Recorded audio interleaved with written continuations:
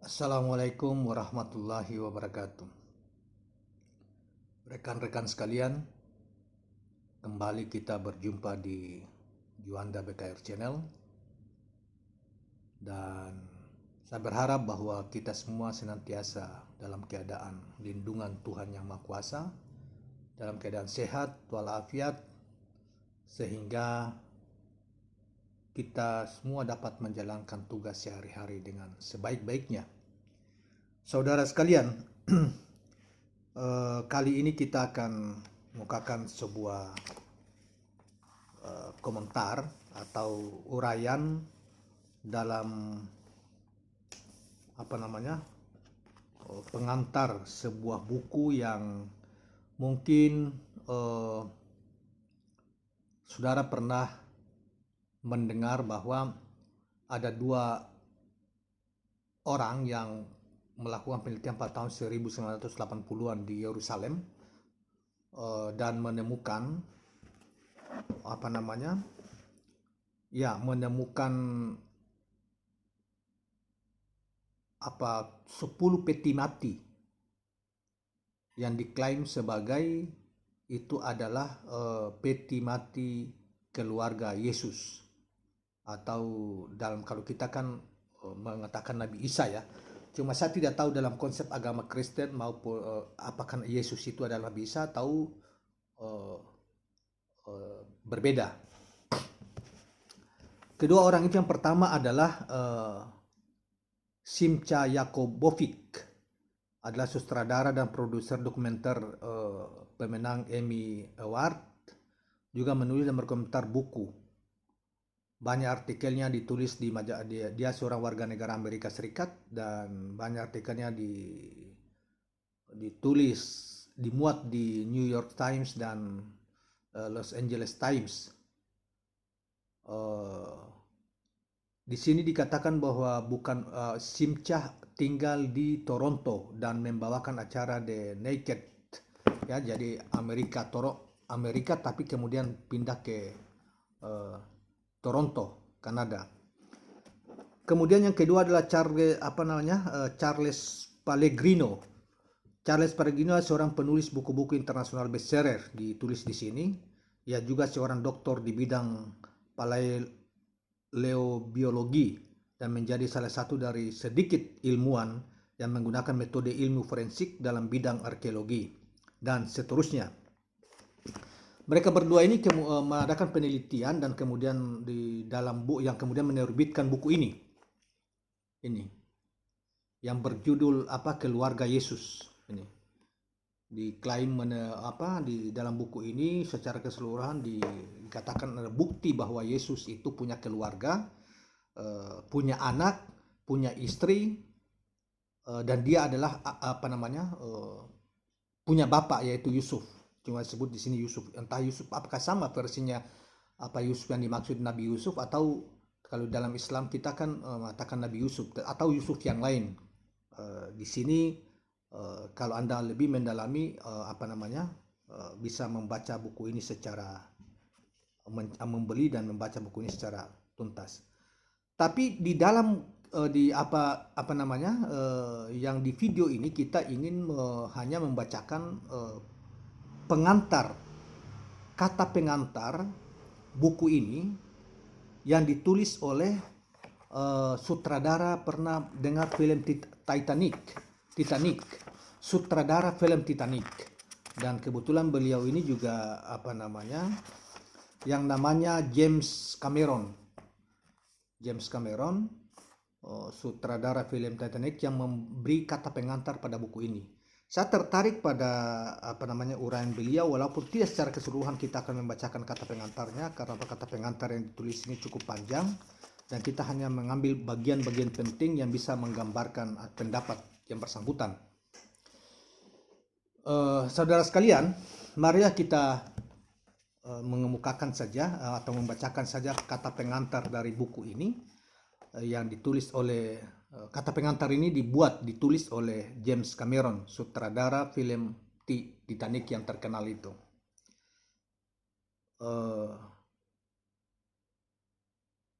Selanjutnya dikatakan bahwa apa pendapat Anda jika ada yang mengatakan bahwa Yesus sebenarnya tidak pernah ada?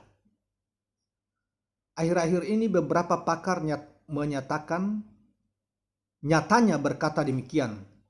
Teorinya, Yesus sebenarnya hanya hasil sebuah konflasi dari Tuhan manusia ala pagan, lengkap dengan mitos kematian dan kebangkitan, serta Mesias atau Juru Selamat ala Yahudi abad pertama. Dia Yesus juga tidak memiliki substansi historis, bahkan jika dibandingkan dengan Zeus. Nah, ini ada teori para pakar yang lain, tentunya pakar-pakar Eropa yang mengatakan bahwa sebetulnya Yesus itu adalah figur fiktif. Dia tidak pernah ada, bukanlah figur sejarah. Sejak abad pertama, beberapa simbol agama pagan seperti Osiris, Atis, dan Dionysus semuanya adalah Tuhan manusia yang wafat sekitar musim Paskah. Saat musim semi di mana waktu siang dan malam sama lamanya dan dibangkitkan kembali setelah 3 hari. Dan kisah ketiga Tuhan ini adalah lebih dahulu berabad-abad lamanya sebelum kisah Yesus. Tentu Tuhan-Tuhan yang di atas, yang 3 Tuhan di atas itu yang kita sebelumnya, tentu itu Tuhan-Tuhan di bangsa Romawi ya, yang entah itu Yunani atau bangsa Romawi dan lain sebagainya, pasti ini di Eropa. Dan kisah ketiga Tuhan ini adalah lebih dahulu berabad-abad lamanya sebelum kisah Yesus. Natal itu sendiri menurut anggapan banyak sarjana adalah hasil adopsi dari tradisi pagan yang merayakan titik balik matahari. Tradisi pagan maksudnya orang menyembah berhala, gitu, agama berhala. Banyak dari cerita tentang Yesus seperti kisah kelahiran, perawan suci, dan kebangkitan telah ada sejak beratus tahun sebelumnya. Mendahului kisah Yesus itu sendiri. Jadi teori itu mengatakan bahwa Yesus bisa jadi tidak pernah ada sama sekali. Hanya mitos yang diciptakan untuk memuaskan kepentingan tertentu. Sebagai argumentasi, para ahli sejarah mengatakan bahwa tidak ada satu sel atom pun yang menunjukkan bukti fisik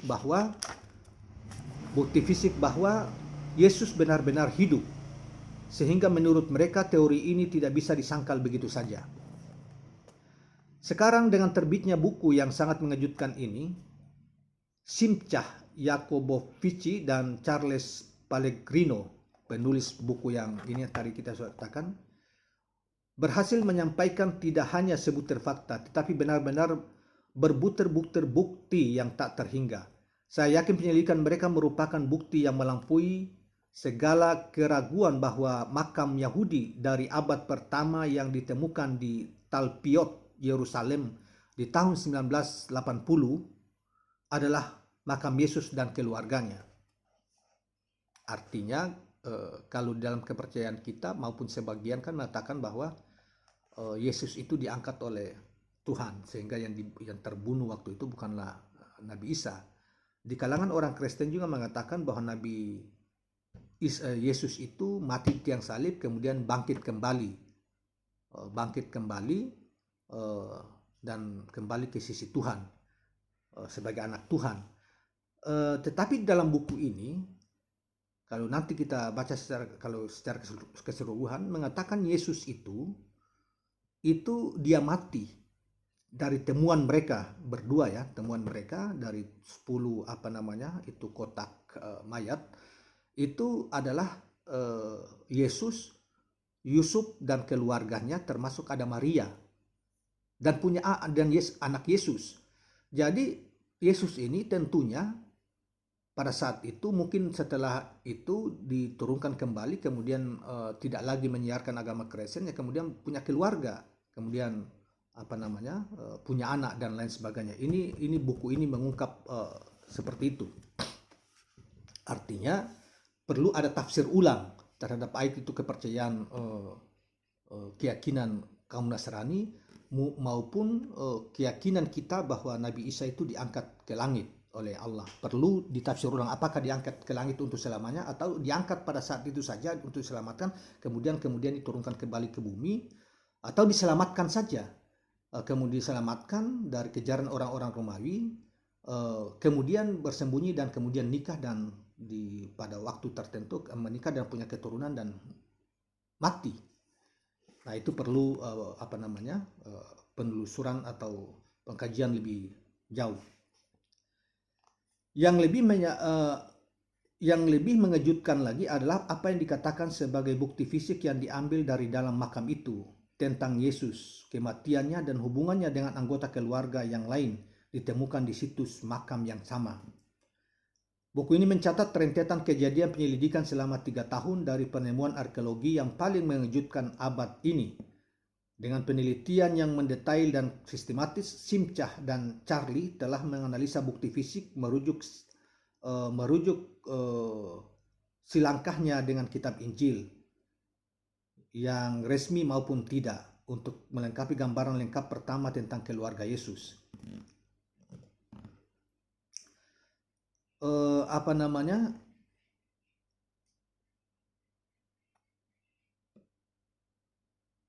Meskipun saya bukan termasuk orang religius, tetapi saya selalu menganggap bahwa Yesus yang bersejarah sungguh ada secara nyata, bahwa dia paling tidak adalah seorang laki-laki yang memiliki kekuatan pribadi dan karisma yang luar biasa.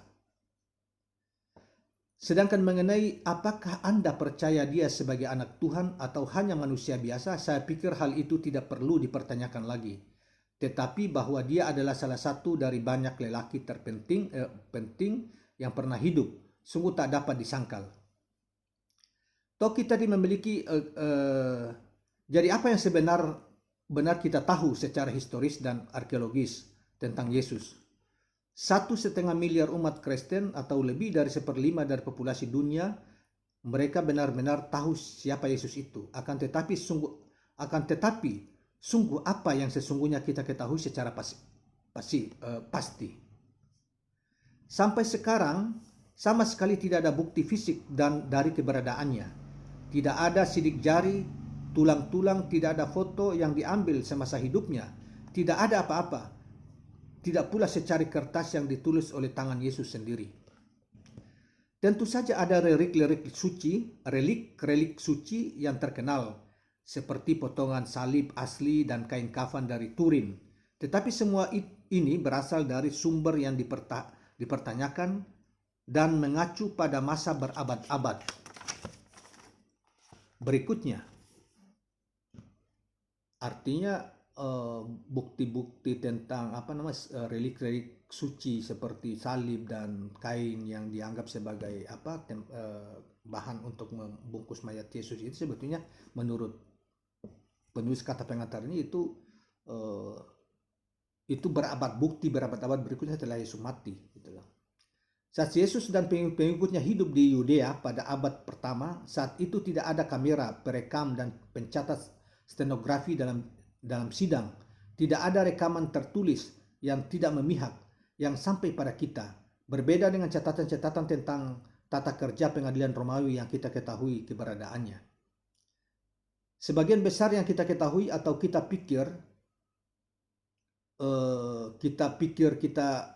pikir berasal dari 4 kitab Injil utama, yaitu Matius, Markus, Lukas, dan Yohanes. Tetapi apa sebenarnya kitab-kitab Injil ini? Bagi orang-orang yang yakin secara mendalam dan tanpa keraguan, kitab-kitab itu adalah perkataan Tuhan yang langsung dan pasti yang direkam oleh orang-orang yang paling suci. Bagaimanapun ahli sejarah kini banyak yang beranggapan bahwa kitab-kitab itu adalah sebuah gabungan karya. Tiap karya diciptakan oleh beberapa penulis berdasarkan tradisi lisan yang dilakukan selama beberapa dekade dan kemungkinan setengah abad setelah masa kependetaan Kristus. Tidak ada bukti historis bahwa para penulis tersebut pada kenyataannya mereka adalah perseorangan. Sungguh-sungguh mendengar kata-kata Yesus secara langsung. Jadi beliau mengatakan bahwa para penulis Injil, baik itu penulis Injil Matius, Markus, Lukas, dan Yohanes ini orang-orang yang tidak pernah berjumpa dengan Yesus. Bahkan dikatakan ini adalah karya-karya mereka saja. Walaupun saya bukan seorang ahli sejarah yang terlatih, saya mencintai sejarah dan arkeologi sejak masih kanak-kanak. Tetapi saya tumbuh pada masa ilusi yang mengatakan bahwa sejarah adalah keramat, karena sejarah telah tertulis di suatu tempat. Tetapi upaya penelitian pertama saya tentang sejarah dan arkeologi membuktikan bahwa hal itu sama sekali salah. Untuk itu, untuk film saya Titanic, saya membuat kajian rinci tentang bencana itu. Sebuah peristiwa yang terjadi hampir seabad yang lalu. Ada ratusan saksi mata yang bercerita dan dengan rekaman oleh media cetak yang kemudian menuai banyak pujian. Tetapi pada kenyataan sebenarnya saya menemukan beberapa kesaksian yang saling berlawanan. Bahkan beberapa saksi jelas-jelas menambah-nambahkan cerita mereka agar sesuai dengan kepentingan pribadi atau perusahaan. Sebagai hasilnya, perbedaan yang besar dalam peristiwa itu berlangsung lama. Ahli kelautan Robert Ballard mengejutkan para ahli sejarah dengan penemuannya yang mengatakan bahwa Titanic pecah menjadi dua di dasar laut. Padahal sejarah resmi mengatakan kapal itu tenggelam secara utuh. Bahkan setelah 33 kali penyelaman ke lokasi dan 50 jam sorotan kamera robot ke bagian dalam, saya masih tidak mendapatkan gambaran lengkap tentang apa yang terjadi. Sebagai hasil penyelidikan selama 20 tahun ini, saya mulai menyadari bahwa sejarah adalah halusinasi bersama. Sejarah adalah mitos yang kita semua sepakat untuk menyetujuinya. Kebenaran adalah target yang bergerak. Bahwa bukti baru harus selalu dipertimbangkan, serta fakta harus selalu siap untuk diperbaharui. Rekaman sejarah harus selalu dipertanyakan dan agenda maupun konteks pandangan dari mereka yang mengaku merekam harus senantiasa dipertimbangkan. Kita bisa saja mempelajari banyak hal mengejutkan di lokasi kecelakaan yang memastikan beberapa fakta sejarah dan menyisihkan yang lainnya. Tetapi konstruksi baja Titanic, bukti fisik yang terletak 12.000 kaki di dasar laut tidak dapat berbohong. Pesan yang dapat saya simpulkan dari Titanic adalah bahwa ia tidak dapat dibelokkan demi kepentingan tertentu manusia. Kisah yang Simcah dan Charlie ceritakan tentang makam keluarga Yesus adalah gabungan dari bukti fisik. Sebuah bukti yang tidak dapat berbohong. Bukti itu apa adanya, tetapi bukti fisik harus diinterpretasikan dalam konteks historis dan interpretasi itu sangat tergantung pada rincian-rincian kisah sejarah tentang Yesus dan keluarganya yang jarang sekali lalu dikumpulkan sedikit demi sedikit dari sumber-sumber sejarah lainnya. Yang terjadi kemudian bagaimana bukti baru mendukung atau bertentangan dengan yang diceritakan oleh rekaman sejarah selama 2 milenium. Kitab-kitab Injil yang kita ketahui hari ini telah berulang kali direvisi, ditulis ulang, dan diterjemahkan dari satu bahasa ke yang lain, mulai dari Aramik ke Yunani, ke Koptik, ke Latin, dan ke berbagai bentuk bahasa Inggris, dengan konsekuensi hilangnya beberapa makna dari sumber bahasa yang asli.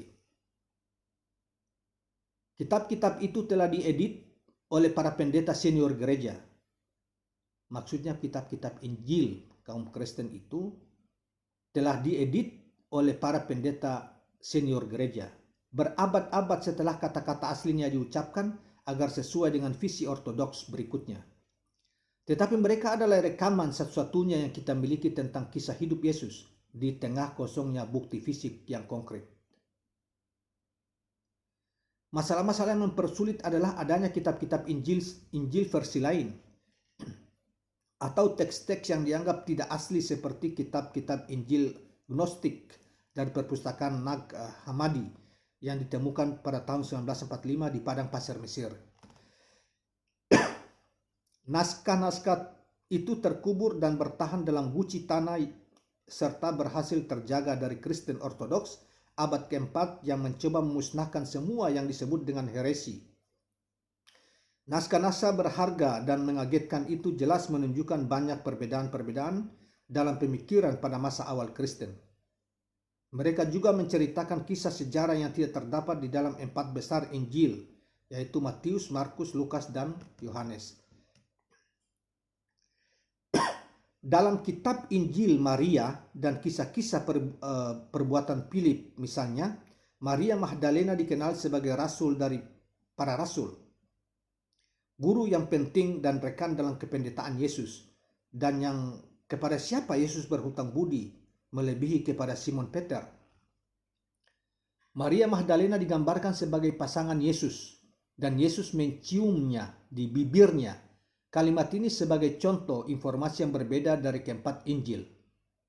Kemudian diceritakan bahwa yang dilakukan Yesus kepada Maria Magdalena membawa rasa kecewa bagi murid-muridnya yang lain.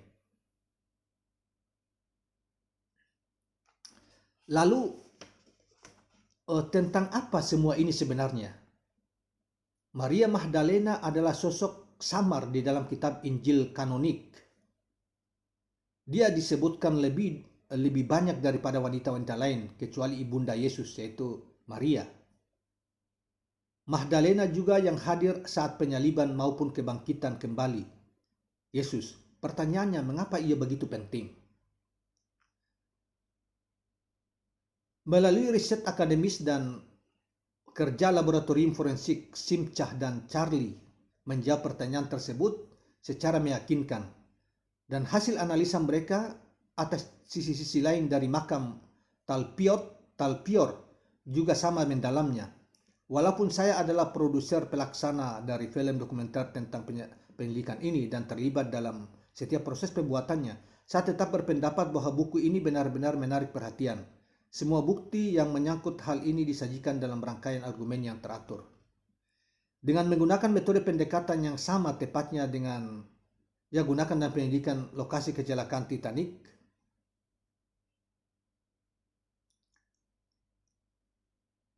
Charlie berhasil menggabungkan rincian gambar yang begitu menarik tentang realita di belakang kitab-kitab Injil. Kesimpulan-kesimpulan yang ia dan Simcah tarik tidak dapat disangkal dan mempesona.